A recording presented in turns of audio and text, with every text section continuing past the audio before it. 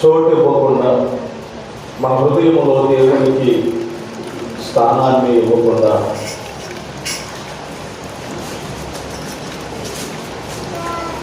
దేవుని యొక్క మనము ఎంత మాత్రమునో కూడా ఆయన అనుగ్రహించే మేలులు, ఆశీర్వాదాలు ప్రభు సన్నిధిలో మనం పొందుకోలేము.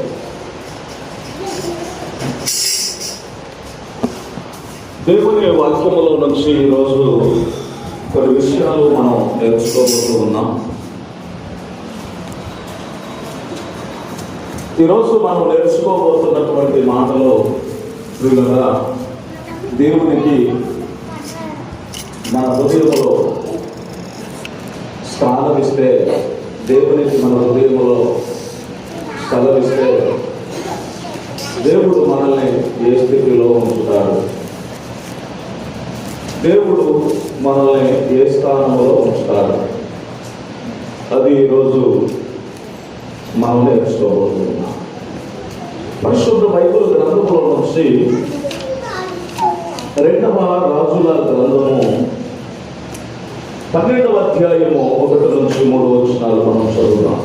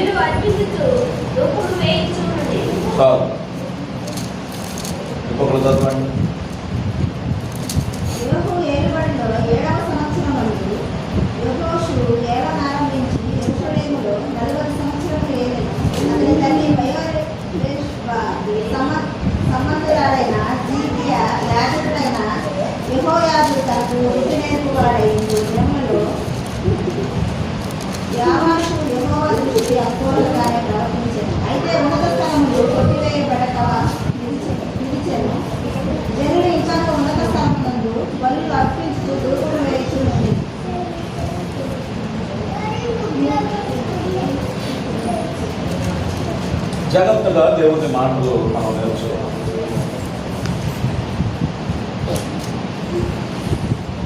పరిశుద్ధ బైబిల్ గ్రంథంలో దేవుని వాక్య భాగాన్ని మనము ధ్యానం చేస్తూ ఉంటే, ఈ చదువుబడిన వాక్యములో ప్రియులారా కొంతమంది వ్యక్తుల పేర్లు మనకి కనబడుతున్నాయి. కొంతమంది వ్యక్తుల పేర్లు మనకి కనబడుతున్నాయి. కుదురు కూర్చోవాలి, మాట్లాడుతుంది. కొంచెం మంచి కూర్చోవాలి, సిట్ రైట్, మంచి కూర్చోవాలి.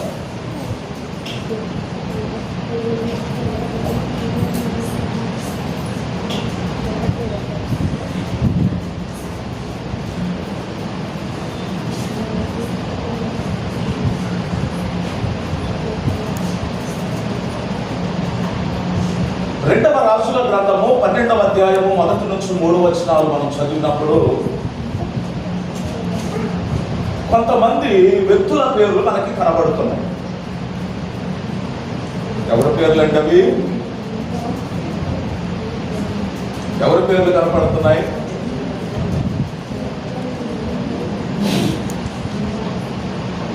ఈ శరాబైలు,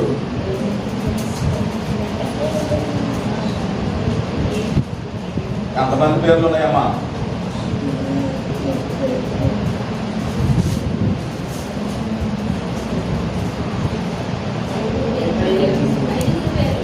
ఐదుగురు పేర్లు ఉన్నాయా? మనుషులైన వాళ్ళు? హల్లెలూయా. పరిశుద్ధ బైబిల్ గ్రంథంలో ప్రియులారా, ఈ 2వ రాజుల గ్రంథము 12వ అధ్యాయము 1 నుంచి 3 వచనాలు మనం చదువుతున్నప్పుడు కొంతమంది వ్యక్తుల పేర్లు ఇక్కడ మనకి కనబడుతున్నాయి. అందులో మొట్టమొదట ఒక వ్యక్తిని మనము ధ్యానం చేస్తే అక్కడ యెహోయాదా అనే ఒక పేరు ఉన్నది. ఏ పేరు ఉన్నది చెప్పండి? యెహోయాదా.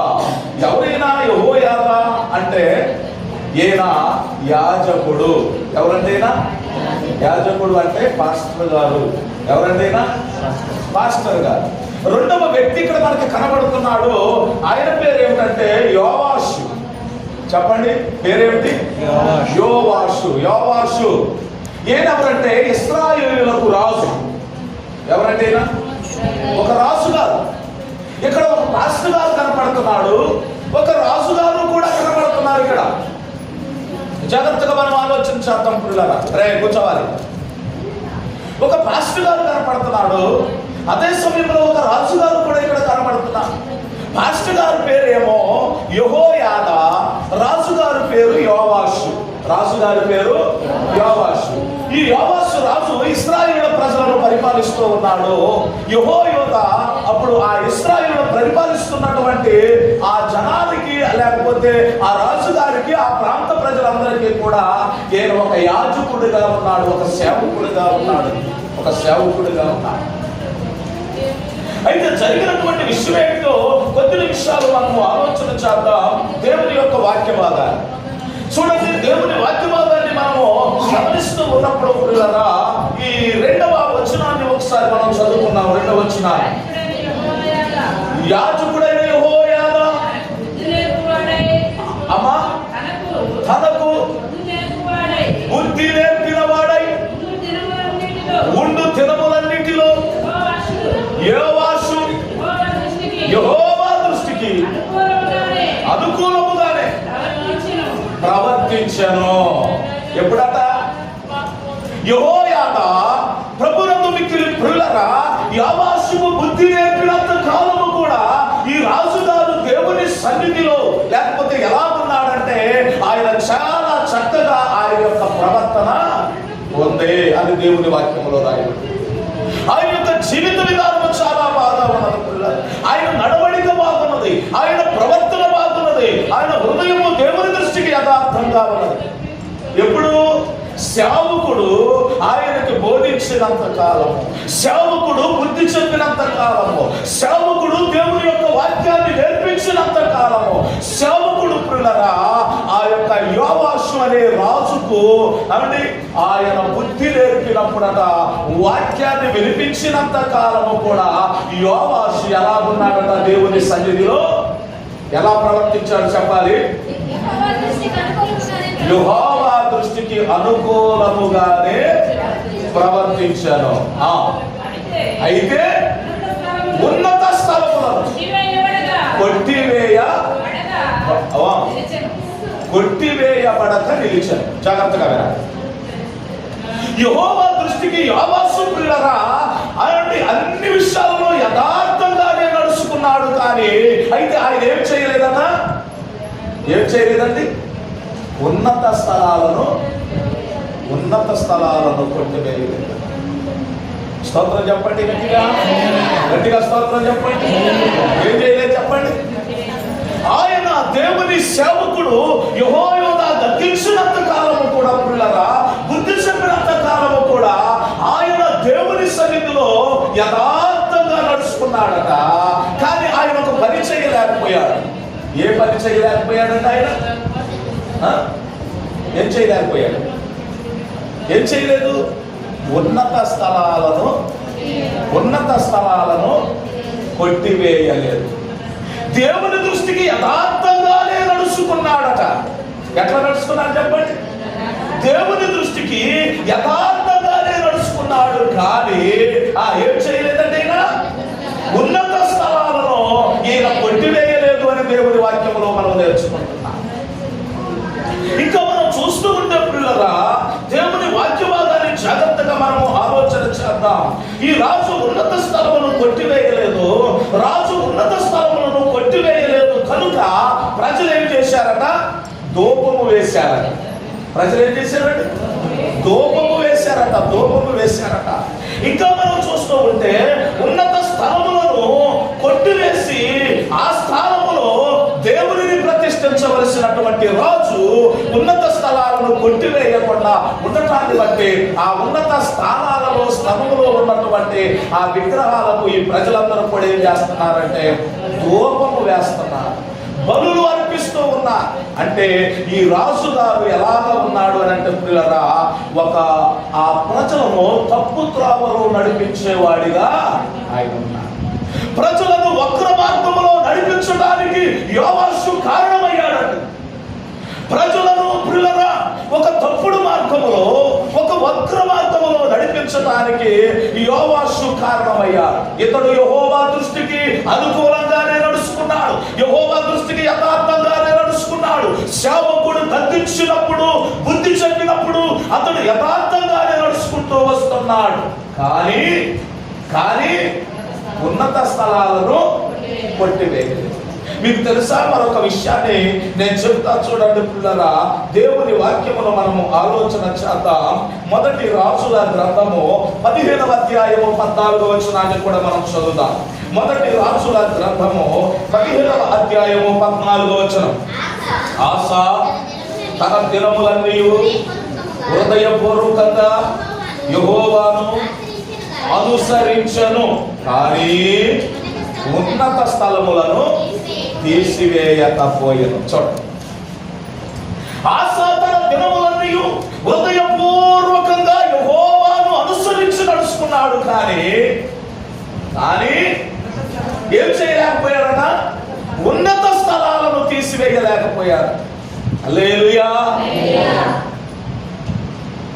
దేవుని వాక్యాన్ని మనము ఆలోచన చేస్తున్నట్లుగా యోవాషట తన బ్రతుకున్న దినములన్నీ కూడా దేవునికి అనుకూలంగా నడుచుకున్నాడట.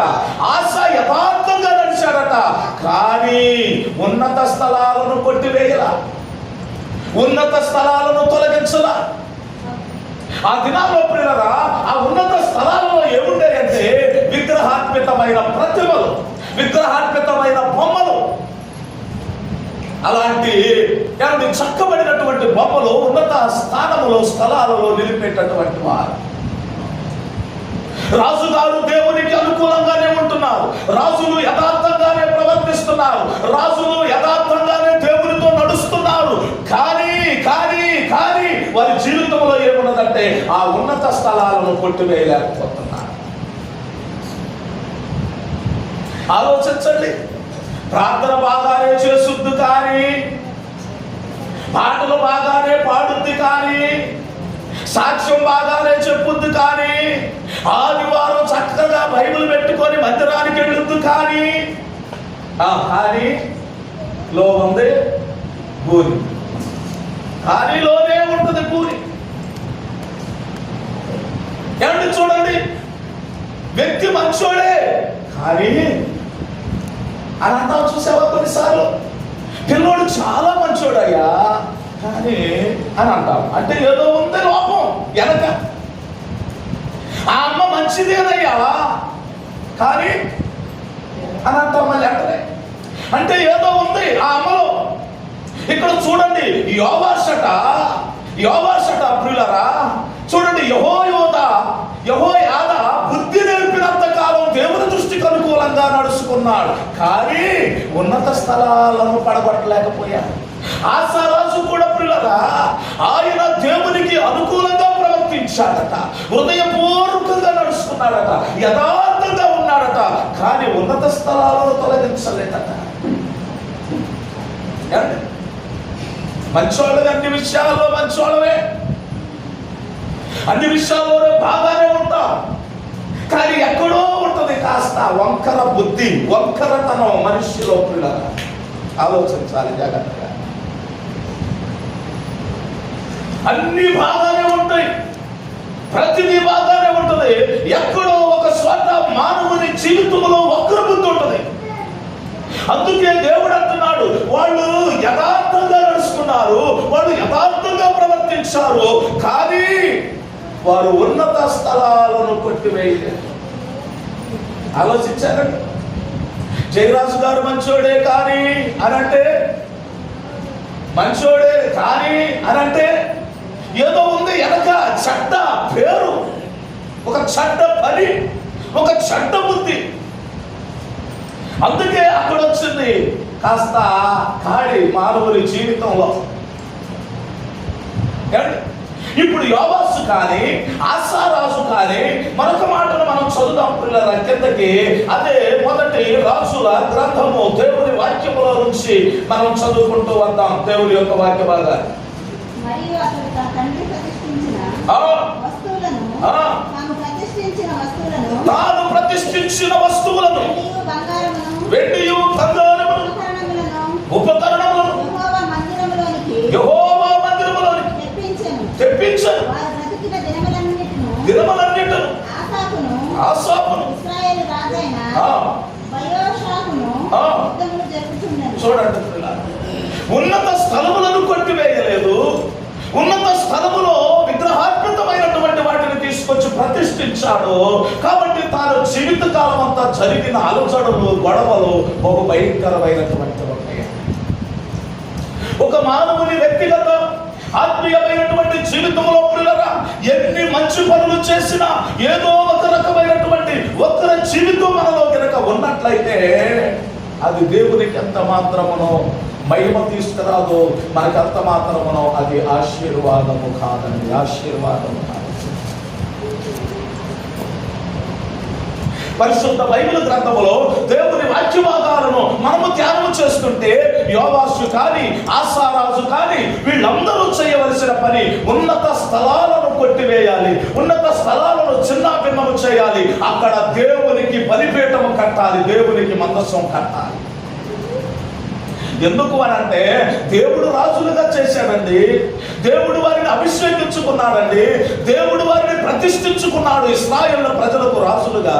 కానీ వాళ్ళు ఏమి చేయలేకపోతున్నారు అంటే ఉన్నతమైన స్థలాలను కొట్టివేసి ఆ ఉన్నతమైన స్థలములో దేవునికి చోటివ్వలేకపోతున్నారు. ఈరోజు సేవకుడిగా చెబుతున్న ప్రియా దేవుని సంగమా, ఒక విశ్వాస జీవితంలో ఉన్న ఒక సేవకుని జీవితంలో లేకపోతే నడవడికలో ఉన్న మనం చేయాల్సిన పని ఏమిటంటే మన ఉన్నతమైన స్థలాన్ని దేవునికి మాత్రమే ప్రతిష్ఠించాలి, ఇంకెవరికి కాదు. ఈరోజు చాలా మంది దేవునికి ప్రతిష్ఠించవలసిన స్థలములో సాతానికి ప్రతిష్ఠించేసేస్తున్నారు. ఇప్పుడు యోవాషును కూర్చోబెట్టాడంటే సాతాను కూర్చోబెట్టాడు, ఆసా ఎవరిని కూర్చోబెట్టాడంటే సాతాను కూర్చోబెట్టాడు. దేవుడు ఉండవలసిన స్థలములో వీళ్ళని కూర్చున్నారండి.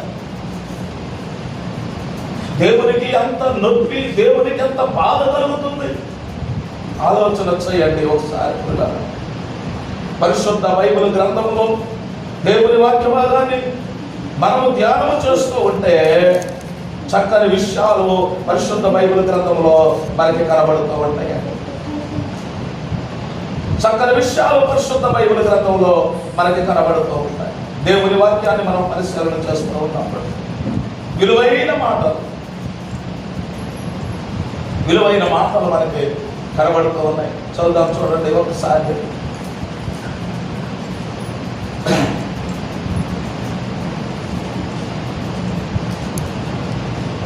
మొదటి రాజుల గ్రంథం 22వ అధ్యాయం 43వ వచనం.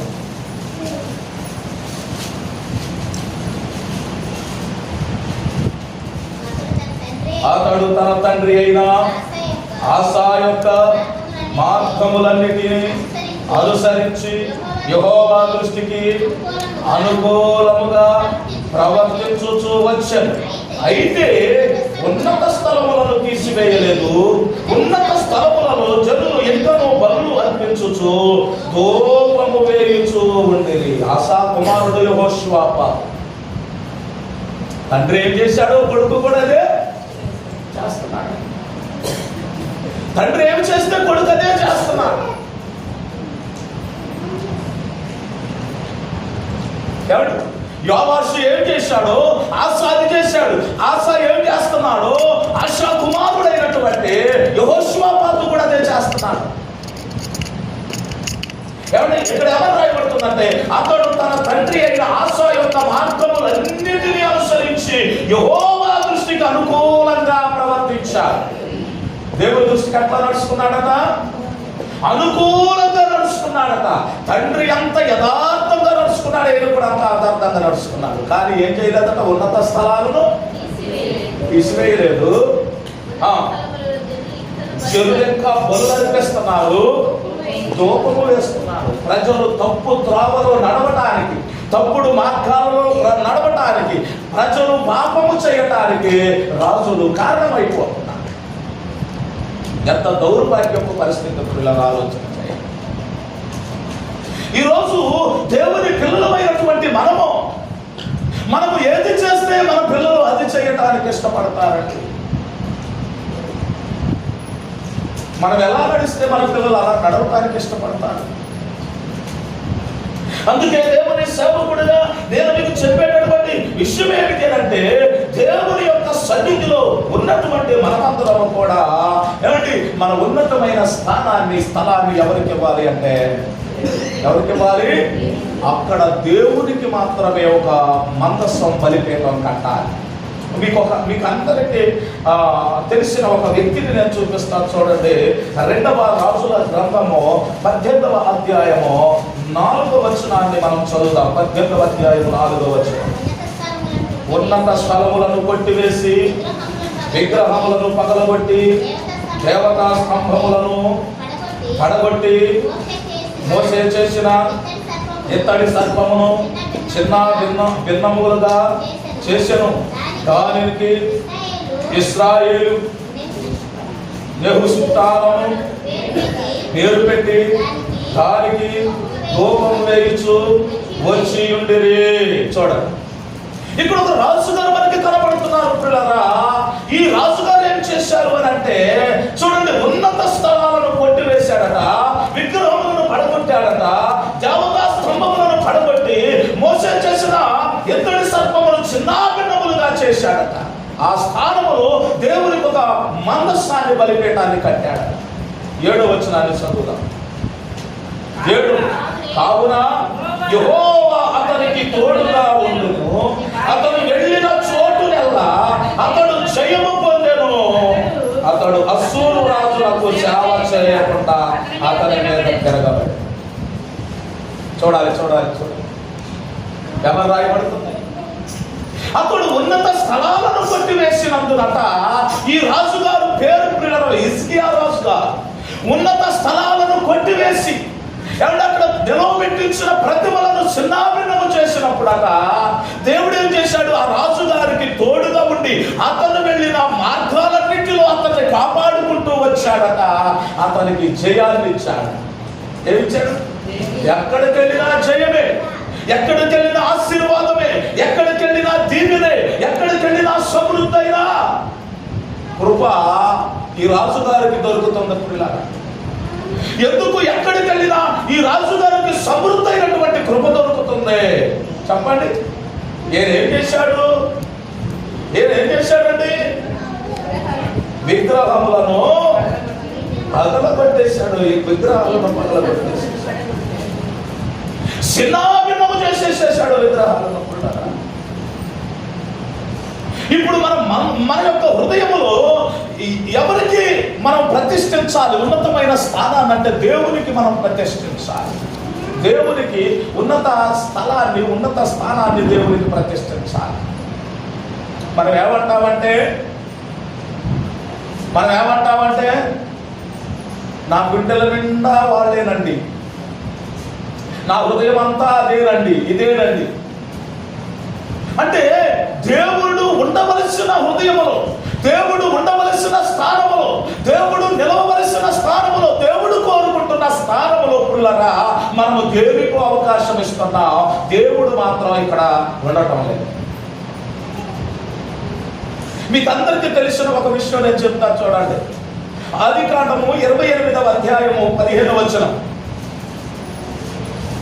28వ అధ్యాయము 15వ వచనం. ఇదిగో నేను నీకు తోడయుండి నీవు వెళ్ళు ప్రతి స్థలమందు నిన్ను కాపాడుచు ఈ దేశమునకు నేను మరలా రప్పించదను, నేను నీతో చెప్పునది నెరవేర్చు వరకు నిన్ను విడువనని చెప్పగా యాకోబు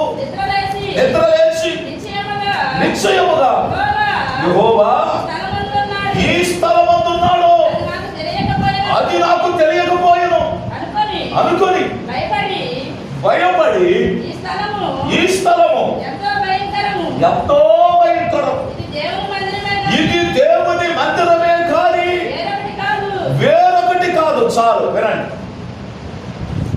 యాకోబు దేవుని సన్నిధిలో పిల్లరా అక్కడ ఒక చోట కూర్చొని ప్రార్థన చేస్తూ ఉన్నాడండి.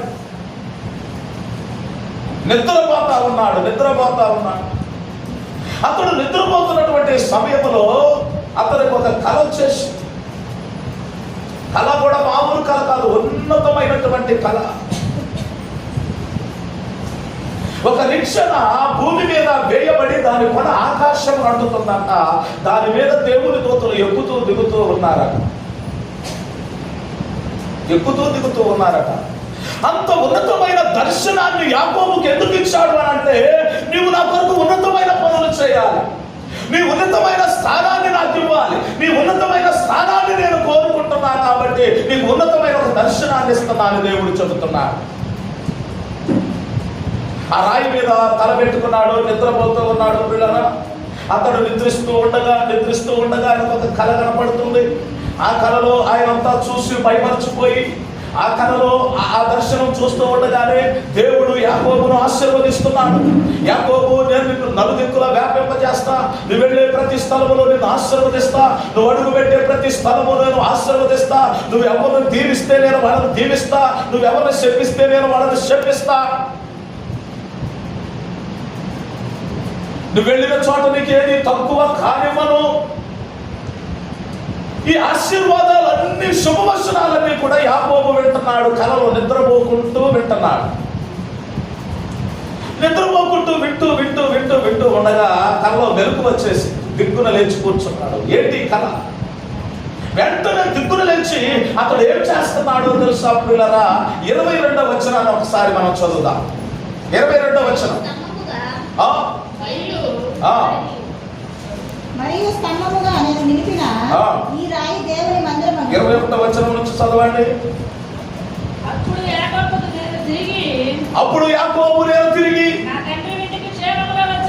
నా తండ్రి ఇంటికి క్షేమముగా వచ్చినట్లు దేవుడు నాకు తోడయుండి నేను వెళ్ళుచున్నా ఈ మార్గములో నన్ను కాపాడి తిరుటకు ఆహారమును ధరించుకొనుటకు వస్త్రములను నాకు దయచేసిన ఎడల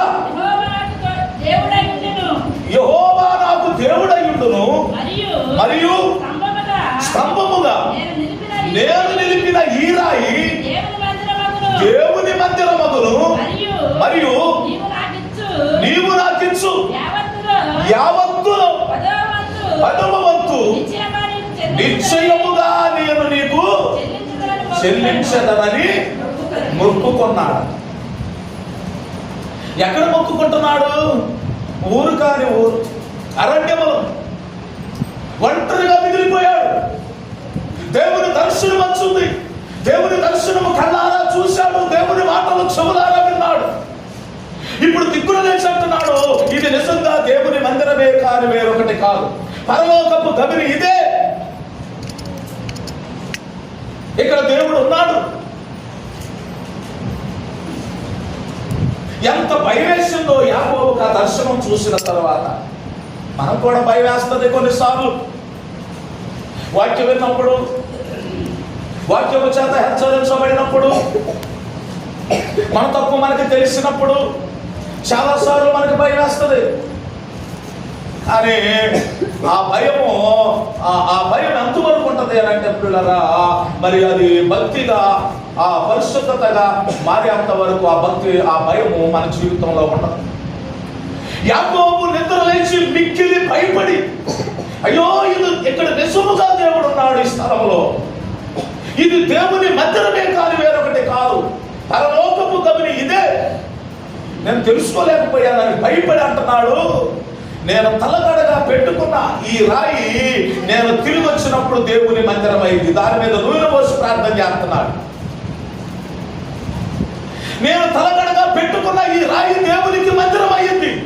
అంత మాత్రమే కాదు, నేను వెళ్ళి ఏది సంపాదిస్తానో ఆ యావత్తులో తిరిగి వచ్చినప్పుడు నేను దేవునికి దశభాగం చెల్లిస్తా అని మొక్కుకుంటున్నాను. నేను వెళ్ళిన చోట తినడానికి అన్నము కట్టుకోవడానికి బట్టలు నాకు తక్కువ కాకుండా నువ్వు చేస్తే నువ్వు నా దేవుడు అవుతావు. చూసారా ఎలాంటి మాటలు అంటుందో? మనం కూడా చాలాసార్లు మొక్కుబడి చేసుకుంటాం. నేను వెళ్ళిన పని కనుక మంచిగా జరిగితే నాయన నీకేం కావాలంటే అని అంతా ఉంటాం చాలాసార్లు. మరి ఈయన ఆలోచనతో మొక్కుకున్నాడో అర్థం కానటువంటి పరిస్థితుల్లో యాకోబు ఎక్కడైనా దశమ భాగం పెట్టినట్టు కనపడదా? బైబిల్ గ్రంథంలో చెల్లించాడా? ఎక్కడ చూసినా దేవుని వాక్యమును మనం చూసినప్పుడు ఈ స్థలము దేవుని మందిరమైంది, దీనికి బేతేల్ అని పేరు పెట్టాడు. బేతేల్ అంటే దేవుని మందిరం. ఈ రాయి దేవుని మందిరం అయ్యింది. నేను తిరిగి వచ్చినప్పుడు దశమ భాగం నేను ఇక్కడ కట్టేసేస్తాను. మొక్కుబడి చేసుకొని వెళ్ళాడు, సమృద్ధిగా దీవించబడ్డాడు. హల్లెలూయా. ఏ కరువు లేదట. తన కరువు ఉందా? ఎంతగా దీవించబడ్డాడంటే అంతగా దీవించబడ్డాడు.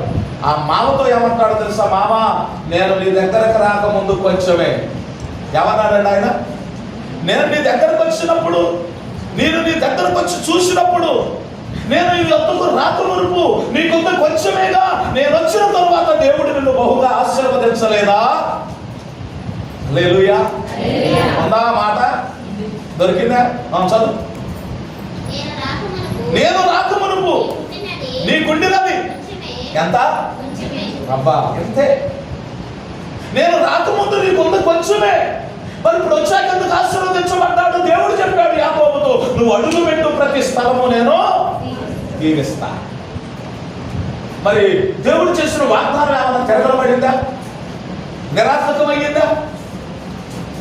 దేవుడు యాకోబుకి ఏది చెప్పాడు అది జరిగింది. నువ్వు వెళ్ళిన చోట నేను ఆశీర్వదిస్తానన్నాడు. ఇప్పుడు యాకోబు మామతో అంటున్నాడు, మామ, నేను రాకముందు నీకు ఉండింది కొంచెమే, అయితే అది బహుగా అభివృద్ధి పొందాను. నేను పాదము పెట్టిన చోటలా యెహోవా నిన్ను ఆశీర్వదించను. చేతులెత్తి స్తోత్రం చెప్పండి. ఎంత గొప్ప మాట ఇది. యాకోబు అంటున్నాడు, మామ, నేను అడుగు పెట్టిన ప్రతి స్థలములో దేవుడు నిన్ను ఆశీర్వదించాడు.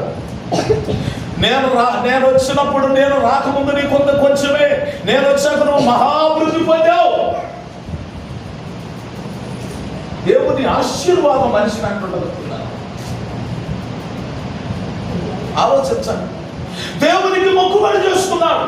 మొక్కుబడి చేసుకున్న యాకోబు చెల్లించవలసినటువంటి వాడు అయ్యుండి, ఎప్పుడైతే పత్తనారం అనే గ్రామం వెళ్ళాడో అక్కడికి వెళ్ళిన తర్వాత మొక్కుబడి మర్చిపోయాడు. దేవుని భయం వదిలిపెట్టేసేసాడు. దేవుని మందిరము గురించిన ఆలోచన మరిచిపోయాడు. ఇప్పుడు అక్కడికి వెళ్ళిన తర్వాత తన ఉన్నతమైన స్థానాన్ని రాహేలమ్మ గారికి ఇచ్చేసేసాడు. ఆయన హృదయం అంతా కూడా ఎవరున్నారు ఇప్పుడు అంటే రాహేల్. కళ్ళు మూసినా రాహేలే, కళ్ళు తెరిచినా రాహేలమ్మ గారే కనపడుతున్నారు. రాహేలమ్మ గారు అంటే ధర్మేంద్ర మీ అమ్మగారు అక్కడ ఉంది పద్నారంలో యాకోబు గారు కూతురు. ఇప్పుడు చూడండి, లాబాను గారు కూతురు రాహేలమ్మ. ఇప్పుడు యాకోబుకి ఎవరు కనపడుతున్నారు? హృదయంలో ఎవరున్నారు? రాహేల్. ఇక ఆయన పిచ్చి అంతా ఇక రాహేలే. పిచ్చి పట్టిపోయింది. దేవుడు మర్చిపోయాడు. మందిరం కడతానని మొక్కుబడి చేసుకున్నాడా? మందిరం లేదు. దశభాగం అని మొక్కుబడి చేసుకున్నాడా? దశభాగం లేదు. ఉన్నతమైన స్థానాన్ని ఎవరికి ఇచ్చాడు? అమ్మగారికి ఇచ్చేసేసాడు. అమ్మగారికి ఇచ్చేసి ఈ అమ్మగారి కోసం ఏం చేస్తున్నాడు? ఏం చేస్తున్నాడు? వెంటెత్తుతున్నాడు. అక్కడికి వెళ్ళి గొర్రెలు కాయటం, వాటిని వెంటెత్తడం, ఇదే పనిగా. ఎక్కడెవడో వచ్చాడు, అటు నుంచి గుంటూరుకి వెళ్ళి వచ్చాడు దరిద్రుడు. ఆడిపోతే లేదు ఆస్తి. ఒక్కడే కొడుకంట 15 ఎకరాలు ఉందంట ఆడికి. మంచి బిల్లు, మంచి కుటుంబం, సోదరి. ఈ అమ్మటికో చేదో చేసి ఇక్కడ ఇరుక్కుపోయినాడు. అందం సందం లేదు దాని మొహంలో, ముట్టానికి తిరుగుతాడు, ఆ ముట్టానికే తిరుగుతుండో వదిలిపెట్టట్లేదండి. దేనికోసం? ఇప్పుడు అది ఉన్నతమైన స్థానాన్ని ఎవరికి ఇచ్చిందంటే ఒక పనికి మాలిన దానికి ఇచ్చేసేసాడు. ఒక పనికి మాలిన అమ్మాయికి తన ఉన్నతమైన స్థానాన్ని అమ్మాయికి ఇచ్చేసేసి తల్లిదండ్రులు వదిలేశాడు, చదువు వదిలేశాడు. ఇప్పుడు వీడు పిచ్చోడు అయిపోయాడు. నెట్లో వచ్చేసి ఈ కోసం చావరా అంటే సత్యలాగా ఉన్నాడు. ఏమండి, మన ఉన్నతమైన స్థానము దేవునికి మాత్రమే ఇవ్వాలి. మన ఉన్నతమైన స్థానాన్ని దేవునికి ఇవ్వకపోతే ప్రియులారా, చూడండి యాకోబు పరిస్థితి ఏమైందో తెలుసా? 12 మందిని కండో, కూతురుని కండో, కూతురు పెద్ద వ్యభిచారైంది, పాపంలో పడిపోయింది. కొడుకు వ్యభిచారయ్యాడు, తండ్రి మంచం ఎక్కాడు. రూబేను పెద్ద కుమారుడు. దేవునికి చేసుకున్న మొక్కుబడి దేవునికి చెల్లించనందున ఆ కుటుంబంలో వ్యభిచార ఆత్మ వచ్చి పడింది, ఆ కుటుంబంలో దురాత్మ వచ్చి పడింది, ఆ కుటుంబంలో పాపం వచ్చింది, ఆ కుటుంబంలో శాపం వచ్చింది. పిల్లలు తల్లిదండ్రుల మాట వింటల్లా భయంకరమైనటువంటి అసమాధానం, దుఃఖం ఆ కుటుంబంలో వచ్చేసి. ప్రియ దేవుని సంఘమా, ఎప్పుడైతే మనం దేవుని సన్నిధిలో ఒక తీర్మానం చేసుకున్నామో, ఒక మొక్కుబడి చేసుకున్నామో దాన్ని చెల్లించాలి. ఎప్పుడైతే చెల్లించలేదో ఆ కుటుంబంలో సమాధానం ఉన్నది కాదు, ఆ కుటుంబంలో దరిద్రం వచ్చేస్తుంది, ఆ కుటుంబంలో పిల్లలు తల్లిదండ్రుల మాట వినరు, ఆ కుటుంబంలోనికి వ్యభిచార ఆత్మ వచ్చేస్తుంది, ఆ కుటుంబంలో దొంగతనం చేసే ఆత్మ వచ్చేస్తుంది, ఆ కుటుంబంలోనికి భయంకరమైన శాపం అనే దురాత్మ వచ్చేస్తుంది. యాకోబు కుటుంబంలోనికి ఇవన్నీ వచ్చేసినాయి అంటే దేనా వెళ్ళి షెకెముతో పాపం చేసింది. రూబేను తన తండ్రి మంచం ఎక్కాడు, తల్లితో పాపం చేశాడు. తెలియని విషయాలు కావివి, ఆలోచించండి. కారణం ఏమిటి? దేవుని సన్నిధిలో ప్రియులారా, యాకోబు ఇది భయంకరమైన స్థలం, ఇది దేవుని మందిరం, పరలోకపు గవి ఇదే కానీ వేరొకటి కాదు. నేను ఖచ్చితంగా తిరిగి వచ్చినప్పుడు అక్కడ తినడానికి భోజనం, కట్టుకోవడానికి బట్టలు ఇచ్చి నా దేవుడు నన్ను కాపాడితే ఆయనే నాకు దేవుడు అవుతాడు, నేను ఆయనకి కుమారుడు అవుతా. తిరిగి వచ్చినప్పుడు నేను తలగడగా పెట్టుకున్న ఈ రాయి దేవునికి మందిరం అయ్యింది. నాకు దేవుడిచ్చిన యావత్తులో నేను దేవునికి 10వ వంతు చెల్లిస్తా. మొక్కుబడులు బాగానే చేసుకుంటాం, నోటి మాటేగా. ఏమండి, నోటి మాటే కదా అనేసేస్తాం. ఇక పుసుకున్నా నోటికి ఏదొస్తే అది దవాళ్ళు అనేసేస్తాం. మరి దాన్ని చెల్లించుకునేసరికి పిల్లగా చాలా కష్టమైపోతుంది దేవుని సన్నిధిలో. అందుకే దేవుని సన్నిధిలో తండ్రి అయిన దేవుడు విశ్వాసులమైన మనకు నేర్పిస్తున్నాడు. ఇదిగో మీరు పాము వలె వివేకము కలిగి, పావురం వలె నిష్కపటమైన హృదయము కలిగి మీరు నడుచుకోండి అన్నాడు. ఎట్లా ఉండాలట? పాము వలె వివేకంగా ఉండాలి, పావురములాగా పరిశుద్ధంగా ఉండాలి. అది దేవుడు మనకి చెప్పాడు. నువ్వు ఎలా పడితే అలా ఉండటానికి కాదు దేవుడు మనమేమో పిలుచుకుందే, ఎత్తుకుందే. అంటే దేవుడు మనకు ఒక ఉన్నతమైన స్థలాన్ని కల్పించాడు. ఆ ఉన్నతమైన స్థానాన్ని, ఆ ఉన్నతమైన స్థలాన్ని ఎప్పుడుగా మనం దేవునికి మాత్రమే ఇవ్వాలి. హల్లెలూయా. ఎవరికి ఇవ్వడానికి వీలు చెప్పండి? ఉందా? మనోహ కుమారుడు సంసోను బలాఢ్యుడు. ఎంత బలాఢ్యుడు వాడంటే, ఏమంటే ఒక్కొక్కను పట్టుకొని మనం చిన్న ఈ పొలంలో నిలుపుతాం చూసారా, ఆ పొలంలో ఇరిచినట్టు ఒక్కొక్కటి తొడ మీద ఒక్కొక్కటి పెట్టి ఇరిచేసేవాడు సంసోను. మనిషిని ఎట్లా లేపెట్టి ఇరిచేసేవాడు తొడకాల మీద మనుషుల్ని. 300 నక్కలను ఉరికించి పట్టుకున్నాడు. 2 తోకలు ఎట్ట కట్టేసేసి డ్యూటీ పెట్టి మధ్యలో దానికి నువ్వు పట్టించు. ఒక నక్క పట్టుకుంటే మళ్ళీ ఒక నక్కను పట్టుకురావాలంటే ఇది ఉందా? ఇది ఉండాలంటే ఏం చేయాలి? ఆయన ఏం చేశాడో నాకు తెలియదు. 300 నక్కలు పట్టుకొచ్చేవాడు మామూలుడు కాదు ఈయన. దేవుని అభిషేకం, దేవుని ఆత్మ ఆయన మీద అంత బలంగా ఉంటాయి. సామాన్యుడు కాదు ఆయన. ఎంత బలమైనటువంటి అభిషేకము కలిగినటువంటి ఈ వ్యక్తులారా 300 నక్కలను పట్టుకొని వచ్చి వాటిని కట్టి అంటే ఫిలిస్తీన్ల గోధుమ పంట మీద వదిలేశారట. ఈ నక్కలు ఇప్పుడు కాలుతుంటే చల్లగా ఉంటుందా, సమ్మగుంటుందా? ఏం చేస్తాయండి నక్కలు? పరిగెత్తి ఈ నక్కలు ఎక్కడికి వస్తాడు? కూరాలుగా ఎక్కడ ఏముంటే అడ్డు దూరాల వీళ్ళు తీసుకొచ్చి పంట పొలాల్లో వదిలి పెడితే గోధుమ పంటలో ఏ నక్క నక్క గోధుమ పంటల మీద దూరితే ఆ గోధుమ పంటలు నువ్వు పట్టుకున్నాయండి గారికి. సంసోను మహాదూరుడు, బలవంతుడు, దూరోడు కూడా మహాదూరుడు, మామూలుడు కాదు. ఎప్పుడన్నా కనుక సంసోనికి వ్యతిరేకంగా మాట్లాడినప్పుడు తోలు తీసేసాడు కదా. అంతే. ఇక అంత భయంకరమైన పరిస్థితి. సంసోను దేవుడు ఎన్నుకొని అభిషేకించి ఆత్మతో నింపి, ఒరే నువ్వు బ్రతికినంత కాలం నీ తల మీదకి మంగళ కత్తి రావద్దు, నువ్వు మందు తాగొద్దు రా బిడ్డ, అదే స్త్రీని పెళ్లి చేసుకోవద్దు, పరిశుద్ధంగా బ్రతుకున్నాడు. ఏం చేశాడైనా? ఎవరస్తుడు, బలవంతుడు, వీళ్ళ ముసలోళ్ళు అయ్యారు, లేక పుట్టాడు వృద్ధాప్యంలో. ఇక ఈ ముసలోళ్ళకి ఏం తెలిసింది? ఎక్కడ పోయినా ఎందుకు వచ్చినా ఆఖరికి వీళ్ళు ముసలోడు కాపు కాయలేక దూరోడుగా కాపు కాయలేక ఒక మాట చెప్పారు, అయ్యా నువ్వు ఆడికన్నా పోరా, ఏ పనన్నా చేయరా, నువ్వు ఎటన్నా తిరిగిరా, కానీ అన్య స్త్రీని మాత్రం నువ్వు పెళ్లి చేసుకోవద్దు, అన్య స్త్రీలు జోలికి పోవద్దు. మన గోత్రంలో, మన కులంలో యూదులు, ఇశ్రాయేలీయులు దేవుని ఎరిగిన పిల్లలనే ఒక దాన్ని చూసి పెళ్లి చేసుకో. నీ తల మీదకు మంగళ కత్తి రానివద్దు, మందు నువ్వు తాగొద్దు, సారాయి నువ్వు తాగొద్దు, ఆల్కహాల్ మత్తు పానీయం నువ్వు తీసుకోవద్దు, అపవిత్రమైన ఏది నువ్వు ముట్టుకోవద్దు. నువ్వు దేవుని కొరకు నాచీరు చేయబడ్డావు, ప్రతిష్ఠించబడ్డావు. నువ్వు దేవుని కొరకే రా. నువ్వు బ్రతికినంత కాలం నువ్వు దేవుని బిడ్డవు. ఏం చేశాడు? జోరియా పట్టణానికి వెళ్ళి అక్కడ ఒక స్త్రీని వివాహం చేసుకున్నాడు. ఇంటికెళ్ళి మమ్మానాలు చూసి వస్తానని ఇంటికి వచ్చేసరికి సంసోను భార్యను మళ్ళీ ఒకరికి ఇచ్చి పెళ్లి చేశాడు.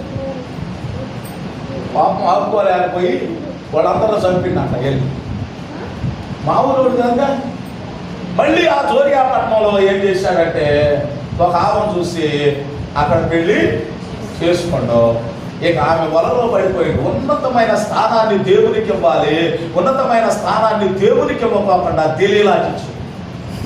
ఎవరికి ఇచ్చాడు? సాతాను. దెలీలా ఎవరండి? దేవుని ఉన్నతమైన స్థానాన్ని ఎవరు దొంగలిస్తారో వాళ్ళు దెలీలానే. చాలా దెలీలాలు ఉంటాయి మనలో. తాగుడు ఒక దెలీలా, బూతులు ఒక దెలీలా, సినిమా ఒక దెలీలా, సీరియల్ ఒక దెలీలా. మీకు తెలుసా?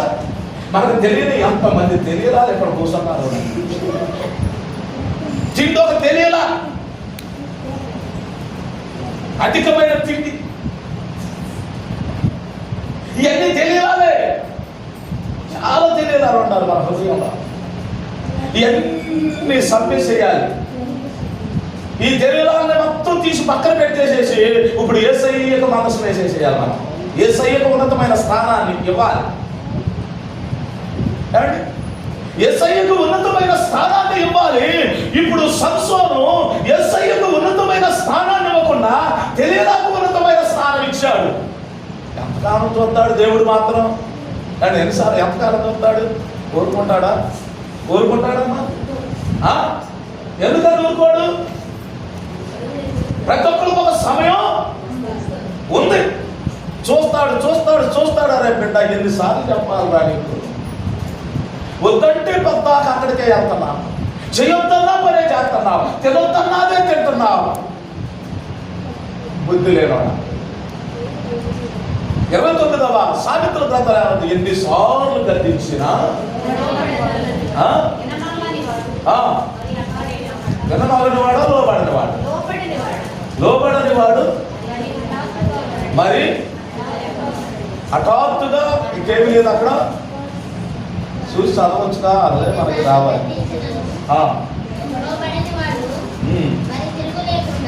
తిరుగు లేకపోకుండా అంటే ఒక్క దెబ్బకే ఏంటట, ఎన్నిసార్లు దర్శించినా లోబడిన వాడు మరి తిరుగు లేకుండా హఠాత్తుగా వచ్చేస్తుందంటే కత్తే.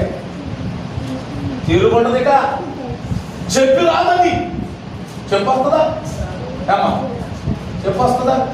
చెప్పకుండా వచ్చి ఏంటది, చెప్పకుండా వచ్చేదేంటి? మరణం. మరణం చెప్పి రాదు, చెప్పకుండా వచ్చేస్తుంది. ప్రభునందు వ్యక్తుల ఆలోచన చేయండి. ఇప్పుడు సంసోనుతో దేవుడు మాట్లాడితే సంసోను దేవుని మాటకు లోబడలా. సంసోను విధేయుడుగా లేడు. సంసోనులో విధేయత లేని కారణంగా ఇప్పుడు ఏం చేశాడు అని అంటే అతడు బాగా మత్తు పానీయాలకు అలవాటు పడ్డాడు. ఇక లేచినా మందే, పడుకున్నా మందే, మెలకు వస్తే అదే, మెలకు వస్తే మునిగి తేలటమే. కొంతమంది నిత్యం అదే పనిలో ఉంటారు కదా, నిత్యం ఇక అదే పని. అది లేకపోతే అలా పొద్దు పడుతుంది. పొద్దు పొడిచింది అని అంటే ఖచ్చితంగా వేయాల్సింది. అది లేకపోతే మనం నాడుతాం. వాడు కానీ దరిద్రం నశించునగా. అండ్ మత్తు భార్యానికి గురైపోయాడు, గుండు కొట్టించుకుంటాం, కావుడు ఎక్కువైపోయింది. ఇక ఆయన పరిస్థితి ఎంత అంటే చిన్న పిల్లోడు కూడా ఆడుకుంటాడు. ఆయన 2 గుడ్లు బీకే చేశారు. కళ్ళు లేవిగా ఉన్నాయా? కళ్ళు లేకపోతే ఎక్కట్లేదు. అంతా చేపలే, అంధకారమే. ఏం చేసేది తెలియదు, ఎవడు వచ్చిందనే తెలియదు, ఎవడు తిట్టింది తెలియదు. అప్సోను మీరు దాన్ని దేవుడు చెప్పు, ఎవరు ఏమని చెప్తారు? నా కళ్ళుంటే నీ పని చెప్పుకోండి. నా కళ్ళుంటే కళ్ళెందుకుంటాయి? ఉన్నతమైన స్థానాన్ని దేవునికి ఇవ్వలేదు గాను, ఉన్నతమైన స్థానంలో తెలియలా కూర్చోబెట్టావుగా, ఉన్నతమైన స్థానంలో తాగుడు కూర్చోబెట్టావు, ఉన్నతమైన స్థానంలో వ్యభిచారాత్మ కూర్చుంటే ఇప్పుడు నీ కళ్ళు ఎట్లుంటాయి? గుడ్డోడైపోయాడు, ఏమి చూడలేకపోతున్నాడు. కారణం ఏమిటి? కారణం ఉన్నతమైన స్థానాన్ని దేవునికి ఇవ్వాలా. యాకోబు ఉన్నతమైన స్థానాన్ని రాహేలుకి ఇస్తే, సంసోను ఉన్నతమైన స్థానాన్ని తెలియలాకిస్తే, మనం ఉన్నతమైన స్థానాన్ని ఇంకెవరు పోతున్నాం? హల్లెలూయా. ఎవరికో మన ఉన్నతమైన స్థానం అంటే, మన ఉన్నతమైన స్థానంలో దేవుడు మాత్రమే ఉండాలి. దెయ్యం వచ్చి కూర్చోకూడదు. దెయ్యం కూర్చోవాలా? హల్లెలూయా. కూర్చుంటే దెయ్యం కూర్చుంటే నీ పిల్లలు మాట్లాడతారు, నీ భర్త నీ మాట్లాడటడా శాపాలి. ఎన్ని శాపాలు కుటుంబంలో ఇవన్నీ రావడానికి గల కారణం ఏంటి? చెప్పరే.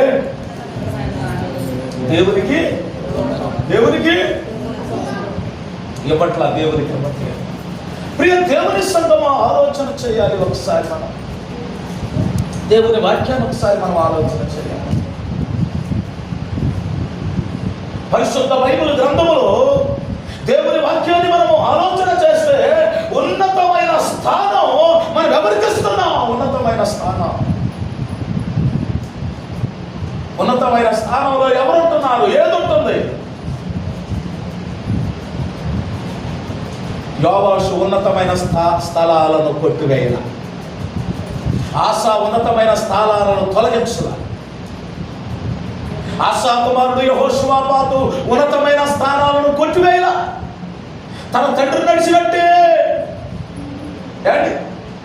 అమ్మ నడిచినట్టే, అయ్య నడిచినట్టే మన నడకలు మారు.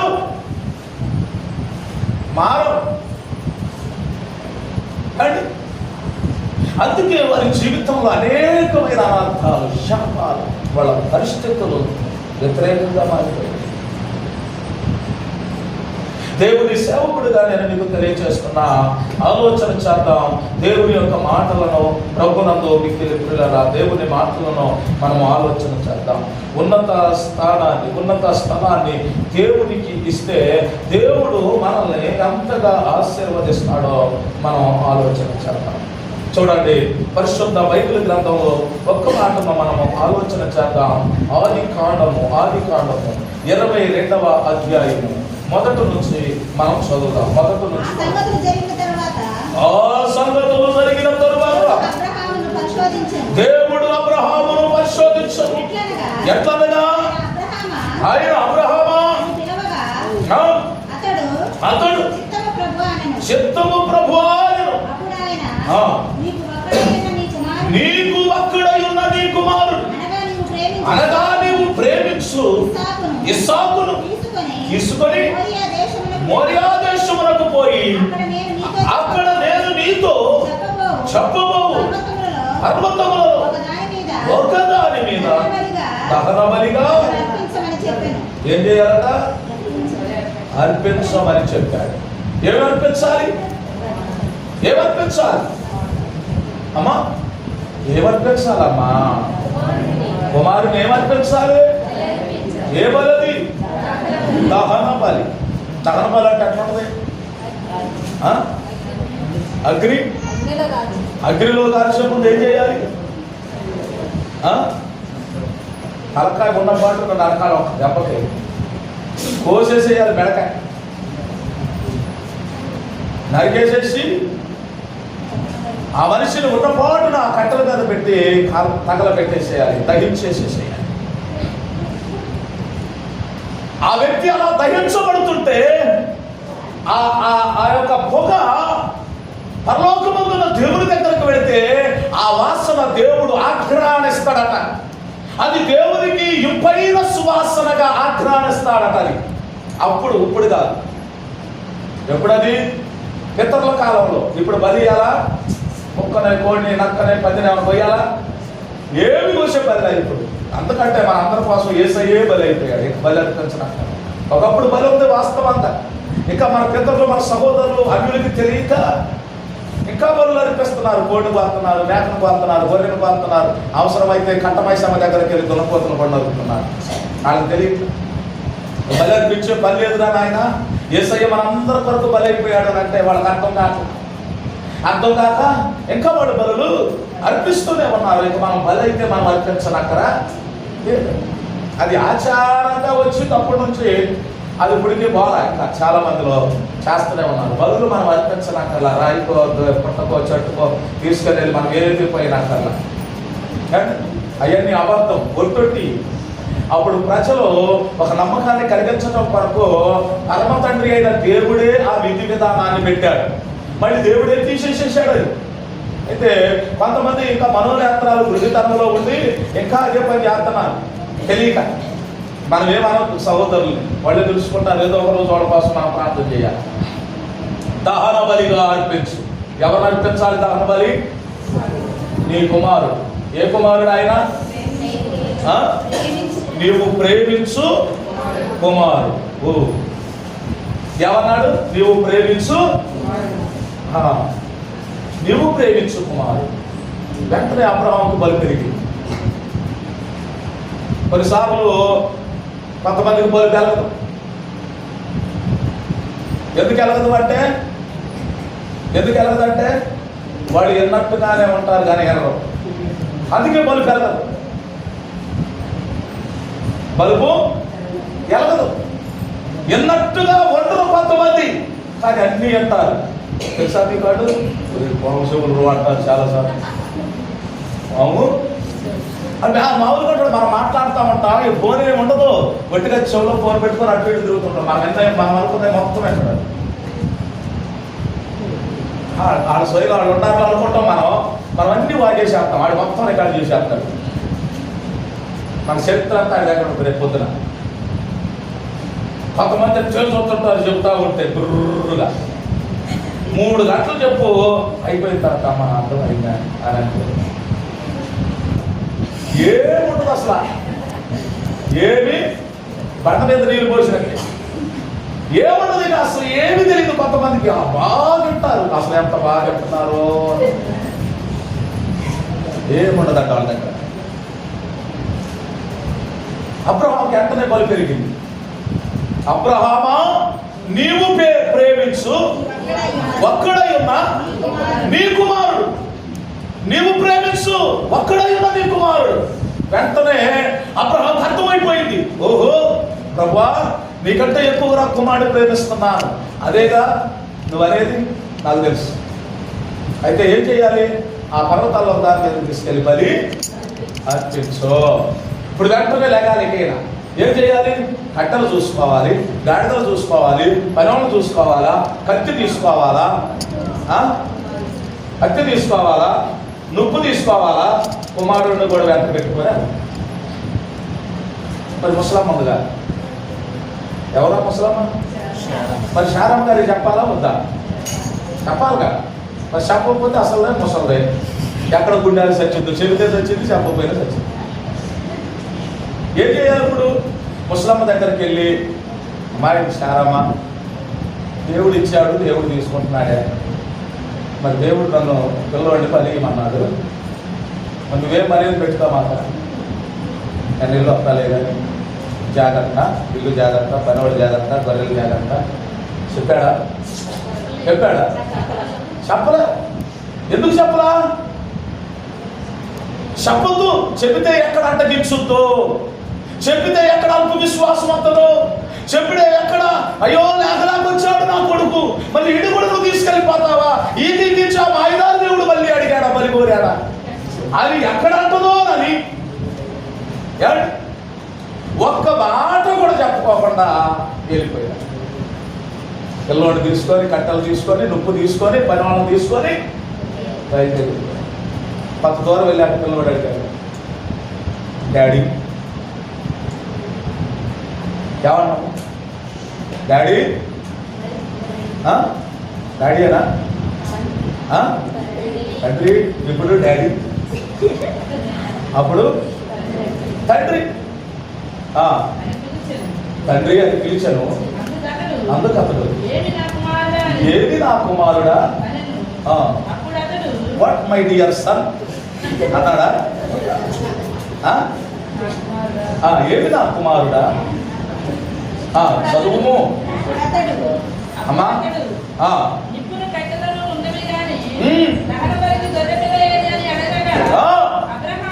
అబ్రహాము, నా కుమారుడా, వెనక మీ అమ్మ తీసుకొస్తుందిరా అన్నాడా? దేవుడమ్మా, దేవుడే నా తండ్రి.